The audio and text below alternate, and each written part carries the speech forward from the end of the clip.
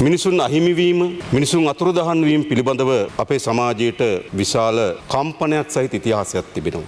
යුද්ධවලින් ස්වභාවික ව්‍යසනවලින් මිනිසුන් අහිමි වුණු අතුරුදහන් වූ කම්පන සහිත ඉතිහාසයක් අපේ රට තුළ ලියවිලා තිබෙනවා. අපි දන්නවා කෙනෙක්ගේ අහිමිවීම තමගේ ඥාතීන්ට තමගේ මිතුරන්ට සමාජයට කොච්චර කම්පනයක් ගෙනත් දෙනවද කියලා. අපි අත්දකපු මිනිස්සු. කෙනෙකුගේ අතුරුදහන් වීම මොනතරම් කම්පනයක් ගෙනත් දෙනවද මිනිසෙකුට.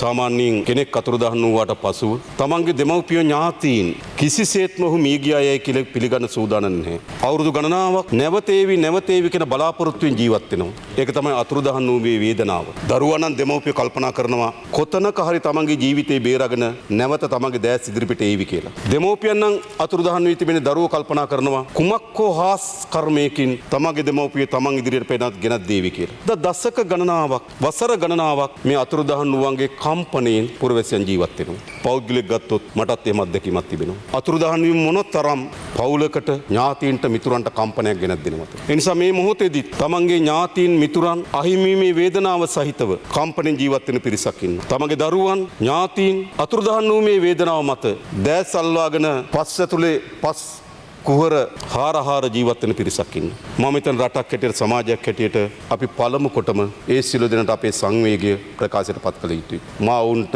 ආණ්ඩුවක් හැටියට අපේ සංවේගය ප්‍රකාශයට පත් කරනවා. ඒ වගේම අපි දන්නවා මම ඊට පෙරත් කිව්වා මේ කිසියෙකුගේ ජීවිත අපිට ආපහු ලබා දෙන්න බෑ. ඒක තමයි ඛේදනීය යථාර්ථය.